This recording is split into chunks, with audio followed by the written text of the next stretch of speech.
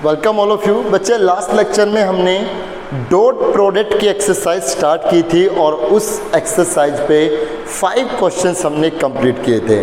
तो आज के लेक्चर की शुरुआत कर रहे हैं क्वेश्चन नंबर 6 से। क्वेश्चन नंबर 6 में 2 पार्ट हैं। फर्स्ट पार्ट हम लेकर के चल रहे हैं, सेकंड भी इसी की तरह है। एक ए वेक्टर दिया गया है लैम्डा आई कैप प्लस 3 जे कैप प्लस 2 के कैप, और एक बी वेक्टर है आई कैप माइनस जे कैप प्लस 3 के कैप। क्वेश्चन कहता है कि ये दोनों वेक्टर, अगर ये दोनों वेक्टर एक दूसरे के परपेंडिकुलर हैं तो बताइए लैम्डा की वैल्यू क्या होगी। मतलब लैम्डा की किस वैल्यू के लिए, find the value of lambda so that the vectors a and b are perpendicular. Lambda की वैल्यू क्या होगी जिससे कि ये दोनों वेक्टर्स परपेंडिकुलर हो। तो इसका मतलब अगर ये दोनों वेक्टर परपेंडिकुलर हैं अकॉर्डिंग टू क्वेश्चन, तो इन दोनों का डॉट प्रोडक्ट 0 के इक्वल रहेगा, और इन दोनों वेक्टर का डॉट प्रोडक्ट 0 के इक्वल करके ही हम लैम्डा की वैल्यू फाइंड आउट कर लेंगे। तो आप कीजिए इन दोनों का डॉट प्रोडक्ट, यहाँ आएगा लैम्डा, यह आएगा -3, यह आएगा +6 इज इक्वल टू 0। तो यहाँ हो गया लैम्डा +3 इज इक्वल टू 0, और यहाँ से लैम्डा की वैल्यू -3 आ गई। बस हमें ये लैम्डा की ही वैल्यू निकालनी थी क्वेश्चन नंबर 6 में। क्वेश्चन नंबर 7 को अगर हम देखें तो हमारे सामने 2 वेक्टर दिए गए हैं, vector A and vector B, और हमें प्रूव करना है कि प्रूव कीजिए A plus B and A minus B are orthogonal. A plus B and A minus B are orthogonal. बच्चों, ये जो वर्ड है ऑर्थोगोनल, चाहे वर्ड ऑर्थोगोनल हो या फिर चाहे वर्ड ऑर्थोनॉर्मल हो, ऑर्थोगोनल वर्ड हो या फिर वर्ड ऑर्थोनॉर्मल हो, इन दोनों का ही मतलब होता है परपेंडिकुलर। परपेंडिकुलर के ही नाम है ये दोनों ही, ऑर्थोगोनल एंड ऑर्थोनॉर्मल। तो क्या करना है, ए वेक्टर बी वेक्टर दिया गया है, हमें प्रूव करना है कि ए प्लस बी और ए माइनस बी दोनों क्या हैं, ऑर्थोगोनल हैं। अगर a प्लस बी और a माइनस बी ऑर्थोगोनल है तो इसका मतलब a प्लस बी और a माइनस बी का डॉट प्रोडक्ट 0 आएगा। अपने को क्या करना है, पहले हम a प्लस बी निकाल देंगे, क्योंकि a प्लस बी चाहिए हमें, a प्लस बी दोनों को ऐड कीजिए। यहाँ आएगा 6 आई कैप प्लस 2 जे कैप माइनस 8 के कैप, ये a प्लस बी आ गया। ऐसे ही हम a माइनस बी भी निकालेंगे, तो a माइनस बी कितना आएगा, यहाँ से 4 आई कैप, यहाँ आएगा -4 जे कैप, और ये आएगा +2 के कैप। a प्लस बी और a माइनस बी दोनों ही ऑब्टेन हो गए। अगर a प्लस बी और a माइनस बी को ऑर्थोगोनल प्रूव करना है तो हम इन दोनों का a प्लस बी और a माइनस बी का हम डॉट प्रोडक्ट लेकर के चलेंगे। a प्लस बी और a माइनस बी का डॉट प्रोडक्ट लेकर के चलेंगे। इन दोनों का डॉट प्रोडक्ट कीजिए, यह आएगा 24, यह आएगा -8, यह आएगा -16। So this is 24 - 24 0। अगर a प्लस बी और a माइनस बी का डॉट प्रोडक्ट 0 आ गया तो हम कह सकते हैं कि a plus b a minus b के परपेंडिकुलर है। किन्हीं भी 2 वेक्टर्स का अगर डॉट प्रोडक्ट 0 आता है तो इसका मतलब ये कंफर्म है कि वो दोनों परपेंडिकुलर हैं। अगर इन दोनों में से कोई भी एक 0 नहीं है तो a प्लस बी और a माइनस बी में से कोई भी 0 नहीं था ना, लेकिन इनका डॉट प्रोडक्ट 0 आ गया, तो इसका मतलब ये दोनों क्या है, परपेंडिकुलर। और परपेंडिकुलर होना ही मतलब क्या है, ऑर्थोगोनल या ऑर्थोनॉर्मल। तो क्वेश्चन नंबर 6, 7 बिल्कुल इसी की तरह है, आप करके देखें। क्वेश्चन नंबर 8 में आते हैं।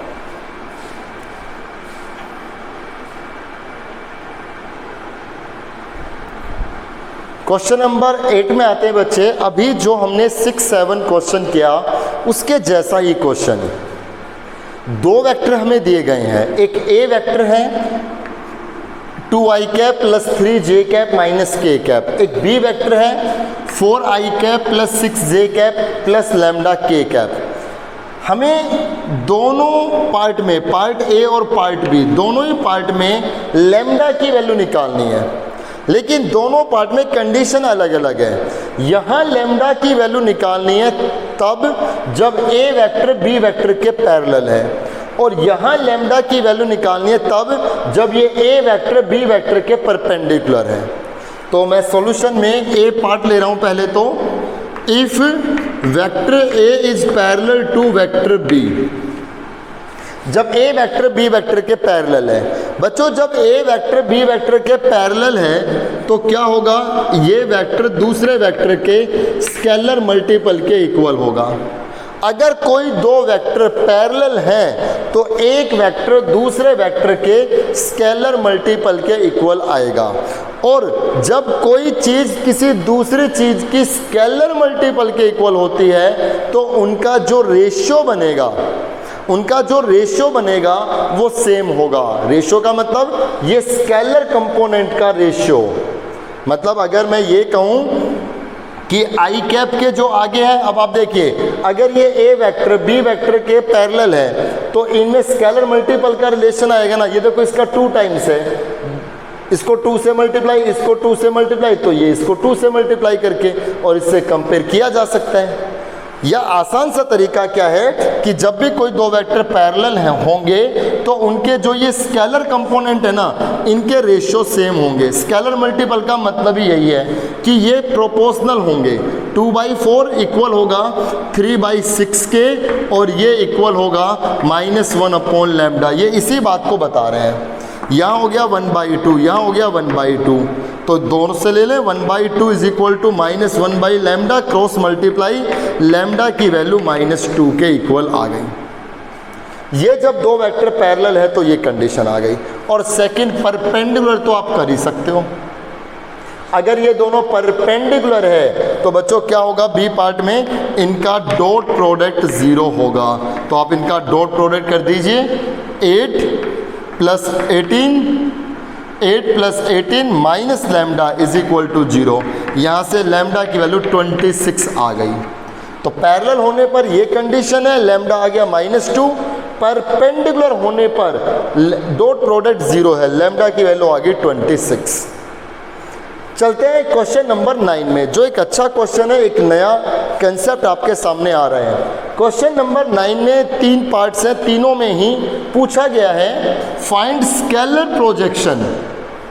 हमें स्केलर प्रोजेक्शन निकालना है ऑफ ए वेक्टर, इस ए वेक्टर का ऑन बी वेक्टर, इस बी वेक्टर के ऊपर।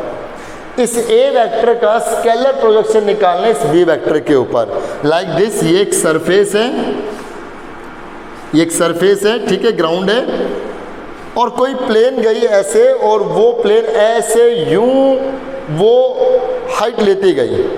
तो एक पॉइंट पे वो प्लेन यहाँ थी और कुछ टाइम बाद वो प्लेन यहाँ पर है। ये पी क्यू हो गया। तो जो ये पी क्यू है, एक जगह पर देखा गया, उस प्लेन की पोजीशन पॉइंट पी पे थी, और यहाँ से देखा गया कि उसकी पोजीशन पॉइंट क्यू पे है। तो यहाँ पर ये ए वेक्टर बना था। Find the scalar projection of a vector. मुझे इस ए वेक्टर का प्रोजेक्शन निकालना है ऑन बी वेक्टर, इस बी वेक्टर के ऊपर ये निकालना है।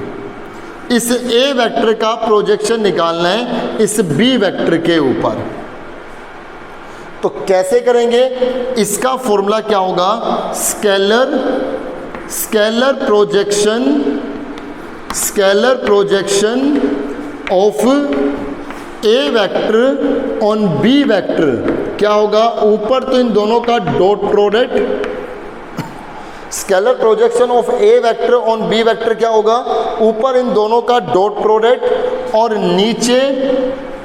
नीचे उसका मैग्नीट्यूड जिस पे प्रोजेक्शन निकाला गया है। तो प्रोजेक्शन किस पे निकाला गया है, इस बी वेक्टर पे। तो नीचे क्या आएगा, बी वेक्टर का मैग्नीट्यूड। जिसके ऊपर प्रोजेक्शन निकाला गया है नीचे उसका मैग्नीट्यूड रहेगा। अगर ये होता scalar projection of b vector on a vector, तो फॉर्मूला होता ऊपर इन दोनों का dot product b dot a. अब आप बी डॉट ए कहें या ए डॉट बी कहें, ऊपर तो एक ही बात है, लेकिन नीचे उसका मैग्नीट्यूड जिस पे प्रोजेक्शन निकाला जा रहा है, बी ऑन ए, तो नीचे ए का मैग्नीट्यूड आएगा, राइट। तो आप स्केलर प्रोजेक्शन ए का निकाल रहे हैं बी के ऊपर ए डॉट बी और नीचे बी वेक्टर का मैग्नीट्यूड। आप ए डॉट बी कीजिए, इनका डॉट प्रोडक्ट कीजिए, कितना आएगा 2 + 2 + 1, 2 + 2 + 1, नीचे बी वेक्टर का मैग्नीट्यूड कितना आएगा 1 + 4 + 1 √6, ये आ जाएगा 5/√6, 5/√6, और √6 को आप इससे मल्टीप्लाई कर दें, √6 से डिवाइड कर दें, तो ये बन गया 5√6/6 यूनिट, 5√6/6 यूनिट। ये इस ए वेक्टर का इस बी वेक्टर के ऊपर स्केलर प्रोजेक्शन आ गया। तो आप ऐसे इस फॉर्मूले की बिहाफ पर स्केलर प्रोजेक्शन फाइंड आउट कर सकते हैं, जो क्वेश्चन नंबर 9 में है। चलिए क्वेश्चन नंबर 10, 11, 12 इनकी शुरुआत करते हैं, तब तक आप ये 9 तक क्वेश्चन कर लें। और क्वेश्चन नंबर 10 से लेकर के और लास्ट तक इस एक्सरसाइज में ये क्वेश्चन ज़्यादा इंपॉर्टेंट है। अभी 9 तक जो क्वेश्चंस थे वो आपके बेसिक क्वेश्चन चल रहे थे। अब ये नहीं कि 10 से लेकर के लास्ट तक क्वेश्चन टफ है, लेकिन उनकी प्रोबेबिलिटी ज़्यादा होती है एग्ज़ाम में आने की 10 से लेकर के लास्ट तक। तो चलते हैं उन क्वेश्चंस में।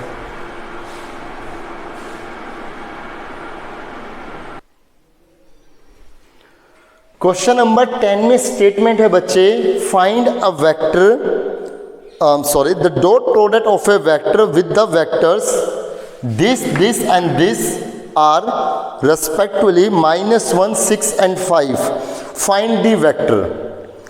कह रहा कि एक वेक्टर है, उस वेक्टर का अगर इस ए वेक्टर के साथ डॉट प्रोडक्ट करें तो -1 आता है, उस वेक्टर का अगर इस वेक्टर के साथ डॉट प्रोडक्ट करें तो 6 आएगा, और उस वेक्टर का अगर इसी वेक्टर के साथ डॉट प्रोडक्ट करें तो 5 आएगा।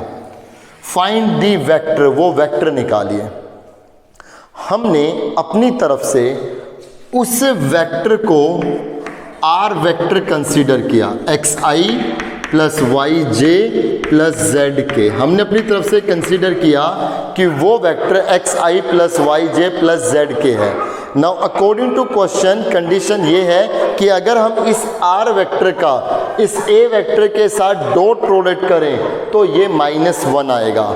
r vector with a vector dot product -1 है। इस r का अगर डॉट करें b वेक्टर के साथ तो वो 6 है, अगर इस r का डॉट करें c के साथ तो वो 5 है। तो बताइए ये वेक्टर क्या होगा? मतलब मुझे x, y और z की वैल्यू निकालनी इन तीनों से, और मैं यहाँ रखूँगा तो हमें वो वेक्टर ऑब्टेन हो जाएगा कि वो वेक्टर क्या है। तो आप r वेक्टर का a वेक्टर के साथ डॉट प्रोडक्ट कीजिए, इसका डॉट प्रोडक्ट करने पर रिजल्ट आएगा 3x। यहाँ देखिए 3x, j कैप इसमें है नहीं तो वो 0 हो गया। यहाँ आएगा -5z, -5z is equal to -1। ये हमारे लिए फर्स्ट इक्वेशन हो गई।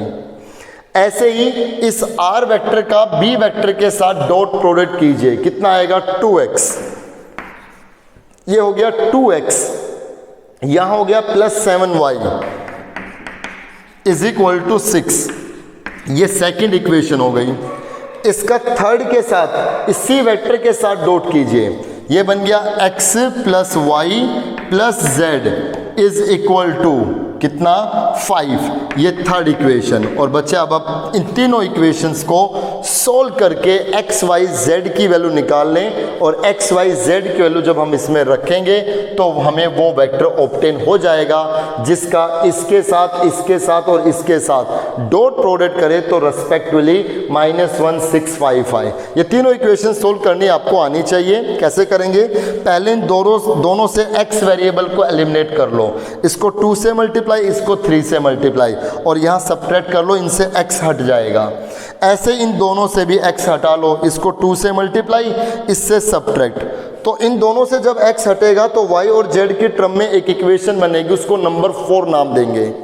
इन दोनों से x हटेगा तो इससे y और z की फॉर्म में एक इक्वेशन बनेगी, उसको नंबर 5 नाम देंगे। तो इन दोनों के x हटने से जो नंबर 4 आई है, इन दोनों के x हटने से जो नंबर 5 आई है, वो दोनों ही नंबर 4 और नंबर 5 y z की टर्म में है। उन दोनों को सोल्व करके हम y की और z की वैल्यू निकाल सकते हैं। y और z की वैल्यू इसमें रखेंगे तो हमें x भी मिल जाएगा। ये पुराना काम है, ये छोटी क्लासेस का काम है, XYZ हमें कैसे निकालना है। चलिए आगे चलते हैं। क्वेश्चन नंबर 11 पे अगर हम बात करें, एक काफ़ी इंटरेस्टिंग क्वेश्चन ये है, what will be the angle between a and b. कह रहे हैं एक वेक्टर ए और एक वेक्टर बी, इन दोनों वेक्टर के बीच एंगल कितना होगा, मतलब एंगल थीटा फाइंड आउट करना है। वेक्टर ए और वेक्टर बी के बीच एंगल थीटा फाइंड आउट करना है। कंडीशन ये है कि A vector plus B vector plus C vector ये 0 वेक्टर के इक्वल है। कंडीशन ये है कि a प्लस बी प्लस सी 0 के इक्वल है, और a वेक्टर का मैग्नीट्यूड 3 है, b वेक्टर का मैग्नीट्यूड 5 है, और c वेक्टर का मैग्नीट्यूड 7, ये गिवन है। और अपने को एंगल फाइंड आउट करना है, a और वेक्टर a वेक्टर और b वेक्टर के बीच एंगल फाइंड आउट करना है। ये 2 कंडीशन दी गई है। देखना काफ़ी अच्छा क्वेश्चन है। जब हम a वेक्टर और b वेक्टर के बीच एंगल फाइंड आउट करेंगे तो a वेक्टर और b वेक्टर के बीच एंगल निकालने का फॉर्मूला मतलब cos थीटा, ये क्या होगा, ऊपर इनका डॉट प्रोडक्ट मतलब a डॉट b और नीचे इनका मैग्नीट्यूड, a वेक्टर का मैग्नीट्यूड और b वेक्टर का मैग्नीट्यूड। a वेक्टर और b वेक्टर के बीच एंगल निकालने का फॉर्मूला यही बनेगा, ऊपर a डॉट b, नीचे a का मैग्नीट्यूड और b का मैग्नीट्यूड।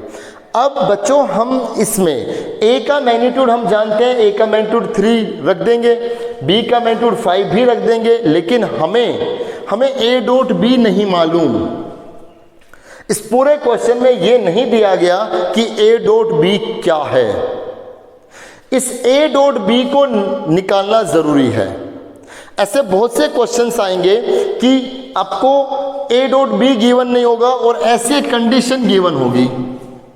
इस कंडीशन से मैं a डॉट b निकालूंगा। कैसे? आपको a डॉट b निकालना है ना, तो इसमें a और b की टर्म को लेफ्ट में रखिए, बाकी सबको राइट में, तो a प्लस b इक्वल आएगा माइनस c के। अगर मुझे b डॉट c निकालना होता तो मैं b प्लस c को लेफ्ट में, बाकी a को ले आता राइट में। जिसका डॉट प्रोडक्ट निकालना है उसकी टर्म लेफ्ट में, बाकी को राइट में। हो गया? यहां से गौर करें कि a plus B is equal to minus C आ गया। मैंने दोनों तरफ मैग्नीट्यूड लगा दिया। यहां हो गया a प्लस बी वेक्टर का मैग्नीट्यूड और यहां हो गया माइनस सी वेक्टर का magnitude. So a plus B vector का मैग्नीट्यूड माइनस सी वेक्टर का मैग्नीट्यूड एक्चुअली c का मैग्नीट्यूड ही होगा। माइनस सी वेक्टर का मैग्नीट्यूड कहें या c वेक्टर का मैग्नीट्यूड करें, दोनों एक ही बात रहेगी।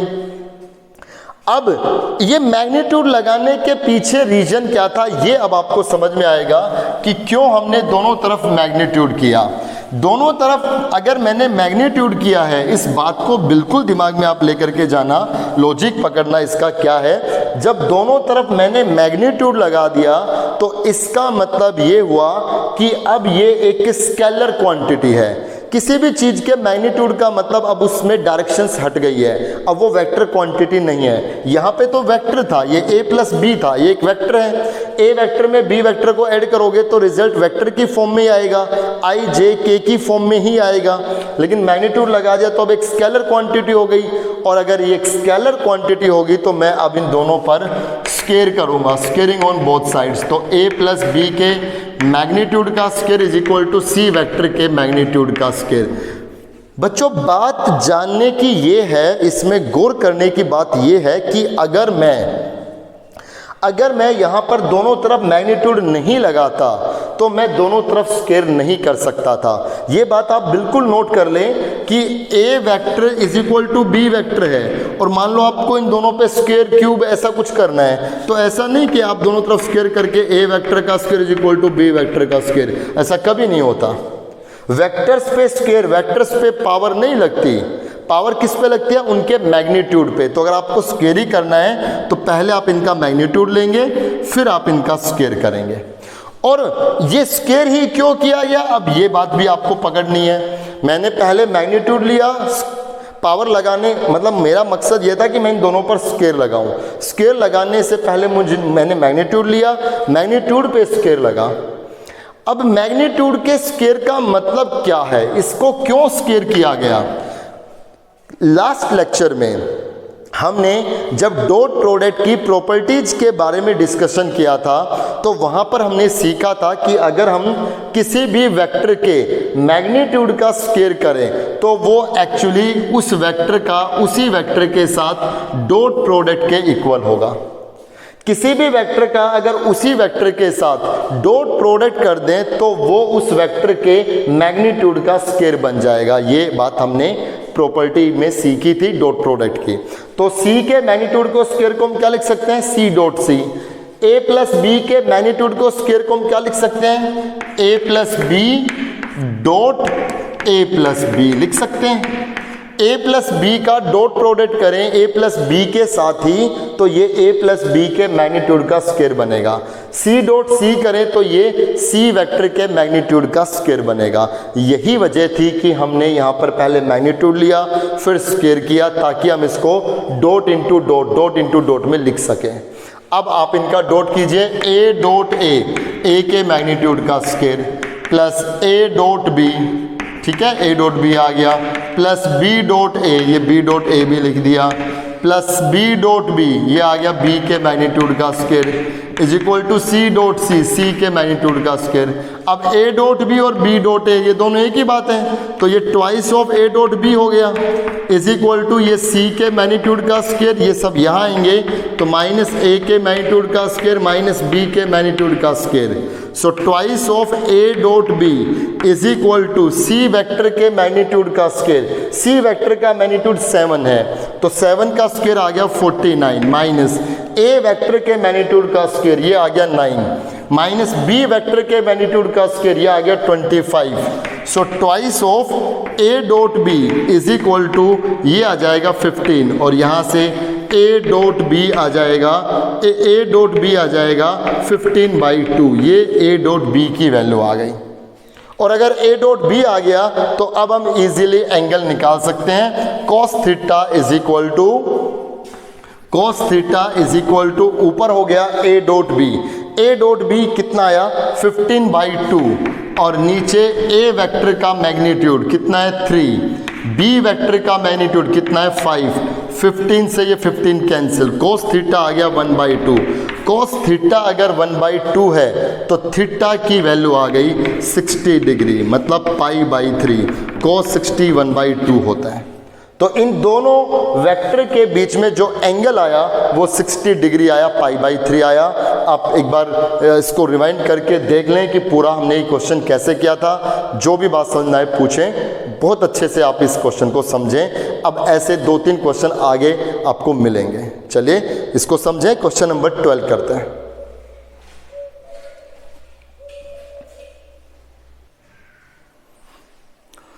क्वेश्चन नंबर 12 में आते हैं बच्चे। क्वेश्चन नंबर 12 में एक ए वेक्टर दिया गया है हमें 5i cap minus 2j cap plus 5k cap. Question कह रहा है इस ए वेक्टर को एक्सप्रेस करो as the sum of 2 vector, मतलब इस ए वेक्टर के 2 हिस्से करने हैं, इसको एक्सप्रेस करना है as the sum of 2 vector. और वो जो 2 वेक्टर बनाएंगे, मतलब इसके 2 हिस्से जो करेंगे उनमें से 1 इज पैरेलल टू बी, एक तो इस बी के पैरेलल होना चाहिए, and other is perpendicular b, और जो दूसरा है वो इस बी के परपेंडिकुलर होना चाहिए। राइट? तो हमने क्या किया, हमने अपनी तरफ से इस ए वेक्टर के 2 हिस्से कर दिए a1 प्लस a2, इसमें जो एक हिस्सा है A1 ये तो इस B के पैरेलल है, और जो दूसरा हिस्सा है A2 वो इस B के परपेंडिकुलर है। एक हिस्सा इस B के पैरेलल है, एक हिस्सा इस B के परपेंडिकुलर है।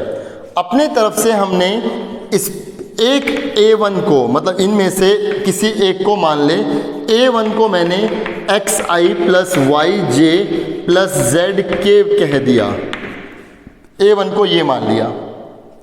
तो जो A2 वेक्टर है वो A माइनस A1 आएगा। A1 हमने ये कह दिया तो A2 कितना आएगा, A माइनस A1। तो A2 वेक्टर जो बनेगा वो A में से A1 को माइनस करके आएगा। इस A में से A1 को माइनस कर दें तो ये आएगा 5 minus x i cap plus इसमें से ये माइनस करें A में से A1, ये A है, ये A1 है, तो -2 minus y j cap plus ये आएगा 5 माइनस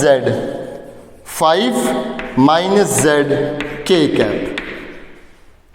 ये A2 वेक्टर आ गया A माइनस A1, ये A1 है, ये A2 है, लेकिन ये अभी अननोन्स की फॉर्म में है। x y z अपनी तरफ से कंसीडर किया था उसी की फॉर्म में है। अब देखिए, चलिए इस कंडीशन पे चलते हैं। If A1 is parallel to B then, आज ही हमने अब जो शुरुआत की थी इस लेक्चर की उसमें क्वेश्चन नंबर 8 में हमने सीखा था कि अगर कोई दो वेक्टर पैरेलल हैं, तो क्या होगा, उन दोनों वेक्टर के स्केलर कंपोनेंट प्रोपोर्शनल होंगे, उनका रेशियो सेम होगा। तो A1 में कौन है, A1 में तो है XYZ, और B में कौन है 3, J कैप तो है नहीं 0, और K कैप के आगे कितना है 1। तो A1 वेक्टर और B1 वेक्टर अगर पैरेलल हैं तो x/3 ये इक्वल होगा किसके, y/0, क्योंकि J कैप इसमें नहीं है तो उसका स्केलर कंपोनेंट 0 हो गया, और z/1। तो ये सारे कंपोनेंट सेम आने चाहिए, और इसको मैंने कोई कांस्टेंट k नाम दे दिया। तो यहां से x बनेगा 3k, y बनेगा y 0 ही रहेगा, और z आ जाएगा k। ये पक्की बात है। अगर ये दोनों पैरेलल हैं तो जो A1 में XYZ है, XYZ इस B वेक्टर में जो आ गया इनके स्केलर मल्टीपल के इक्वल होंगे। x होगा 3k, y तो 0 ही रहेगा, और z रहेगा 1 × k, राइट। अब इनकी वैल्यू हम इसमें रख दें तो A2 वेक्टर कितना बन गया, 5 minus 3k i cap. y की वैल्यू 0 यहां रख दें तो ये -2j कैप, k यहां रख दें तो +5 माइनस k कैप, राइट। ये आ गया। अब जो A2 वेक्टर है वो B के परपेंडिकुलर है। If A2 vector is perpendicular to B then इन दोनों का डॉट प्रोडक्ट 0 होगा बच्चों। इस A2 वेक्टर का B वेक्टर के साथ डॉट प्रोडक्ट 0 होगा, तो इनका डॉट प्रोडक्ट कीजिए। 3 को इससे मल्टीप्लाई, 15 माइनस 9k। यहाँ j कैप है ही नहीं तो वो तो 0 हो गया, राइट, क्योंकि यहाँ पे j कैप 0 है। k को इससे मल्टीप्लाई तो 5 minus k is equal to 0। यह आएगा -10k प्लस 20, तो यहाँ -20 कैंसिल आउट, ये कैंसिल आउट। k की वैल्यू 2 के इक्वल आ गई। k की वैल्यू 2 यहाँ रखेंगे तो x आ गया 6, y 0 ही है, और z आ गया 2। तो बच्चे x y z की वैल्यू हम A1 में रख दें और इस A2 में रख दें, हमें वो दोनों ही पार्ट मिल जाएंगे। अब A1 तो आपका क्या आएगा, 6i plus 0j plus 2k, वो तो एक हिस्सा हो गया, और दूसरा हिस्सा यहाँ रख दीजिए 5 माइनस 6, तो -i कैप, 0 यहाँ रखेंगे तो -2j कैप 2 यहाँ रखेंगे तो 3k कैप। वो दो हिस्से आ गए जो एक इसके पैरेलल है और एक इसके परपेंडिकुलर है। इस क्वेश्चन को भी आप अच्छे से नोट करें। क्वेश्चन नंबर 13 देखते हैं।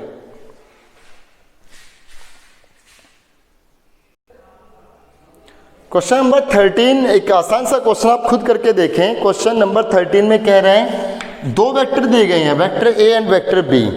कह रहा है इस वेक्टर ए और वेक्टर बी में जो एक्स और वाई इन्वॉल्व है, एक्स की और वाई की वैल्यू निकालनी है।